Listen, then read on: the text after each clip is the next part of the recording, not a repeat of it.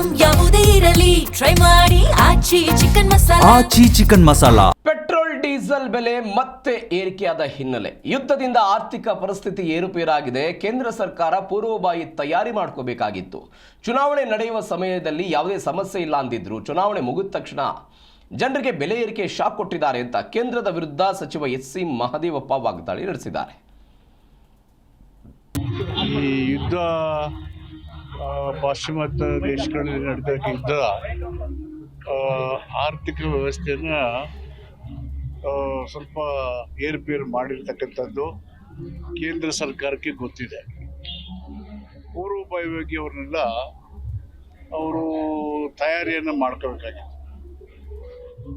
ಇವರು ಚುನಾವಣೆ ನಡೆತರಿಗೆ ಏನು ಇಲ್ಲದ ಚೆನ್ನಾಗಿದೆ ಅಂತ ಹೇಳಿ ಚುನಾವಣೆ ಮುಗಿದ ತಕ್ಷಣವೇ ದೇಶದ ಜನರಿಗೆ ಎಚ್ಚರಿಕೆ ವಹಿಸಿಂಗೆ ಸಿಂಪಲ್ ಆಗಿರಿ, ಹೆಚ್ಚು ಕಾರ್ ಓಡಾಡಬೇಡಿ, ವಿದೇಶಕ್ಕೆ ಹೋಗಬೇಡಿ, ಈಗೆಲ್ಲ ಮಿತವ್ಯಯ ಮಾಡಿ ಅಂತ ಹೇಳಿ ಆರ್ಥಿಕ ಪರಿಸ್ಥಿತಿನ ಸರಿಯಾಗಿ ಅಲ್ಲಿ ತಹಬಂದಲ್ಲಿ ಇಟ್ಕೊಳ್ದೇನೆ ಈ ಥರ ಮಾಡಿದ್ರು. ಕೋವಿಡ್ ಬಂದ ಸಂದರ್ಭದಲ್ಲೂ ಹೀಗೆ ಮಾಡಿದ್ರು. ಅವರು ಗಂಟೆ ಹೊಡೀರಿ, ಪೂಜೆ ಮಾಡಿ, ದೀಪ ಹಚ್ಚಿ, ಜಗಟೆ ಬರೆಸಿ, ಚಪ್ಪಾಳೆ ಹೊಡೀರಿ ಅಂತ ಯಾಗುತ್ತವೆ ಇವಾಗೆಲ್ಲ.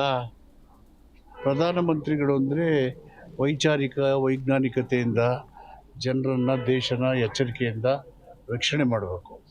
ಸಂವೈಧಾನಿಕ ಜವಾಬ್ದಾರಿ ಮತ್ತು ಕರ್ತವ್ಯಗಳನ್ನು ಯಶಸ್ವಿಯಾಗಿ ನಿರ್ವಹಣೆ ಮಾಡಬೇಕು.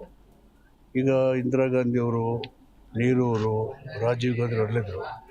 ಅವರು ಭಯೋತ್ಪಾದನೆಗೋಸ್ಕರ ಇಂದಿರಾ ಗಾಂಧಿ, ರಾಜೀವ್ ಗಾಂಧಿ ತಮ್ಮ ಪ್ರಾಣನೇ ತೆಕ್ಕರು ಟೆರರಿಸಮ್ ವಿರುದ್ಧವಾಗಿ. ಇವರು ಬರೀ ಮಾತಾಡ್ತಾರೆ.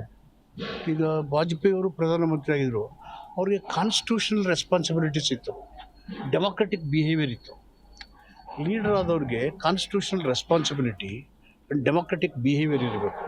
ಇವರಂಗಿಲ್ಲ ಭಾವನಾತ್ಮಕ ಸೂಕ್ಷ್ಮ ವಿಚಾರಗಳು ಇಟ್ಕೊಳ್ಳೋದು,